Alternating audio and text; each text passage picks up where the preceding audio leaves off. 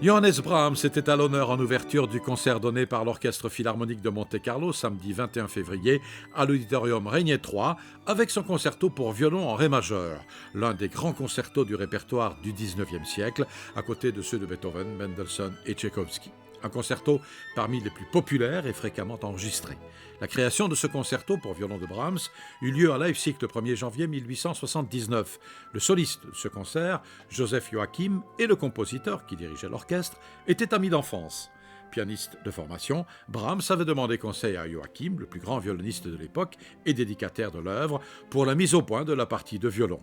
De l'avis de nombreux violonistes, cet échange fut très bénéfique, le violon se déploie tout à fait naturellement et révèle son plein potentiel. La soliste de ce concert était la violoniste d'origine ukrainienne Vitoria Mulova. Premier prix du concours Sibelius d'Helsinki en 1980 et médaille d'or du concours Tchaïkovski en 1982, elle a depuis joué avec les plus grands orchestres et sous la baguette de chefs réputés.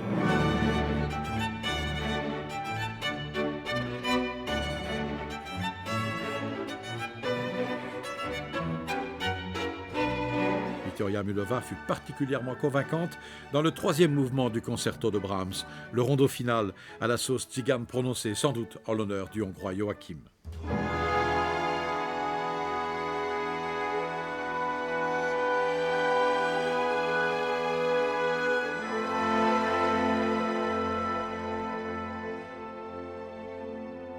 La deuxième partie du concert était composée du prélude et du Liebestod de Tristan et Isolde de Wagner et de la fantaisie symphonique Francesca da Rimini de Tchaïkovski.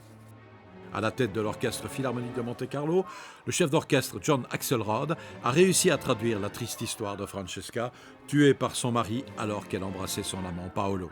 Tous deux condamnés au second cercle de l'enfer, là où règnent plaintes et bourrasques perpétuelles, ils tourbillonnent dans une éternelle étreinte.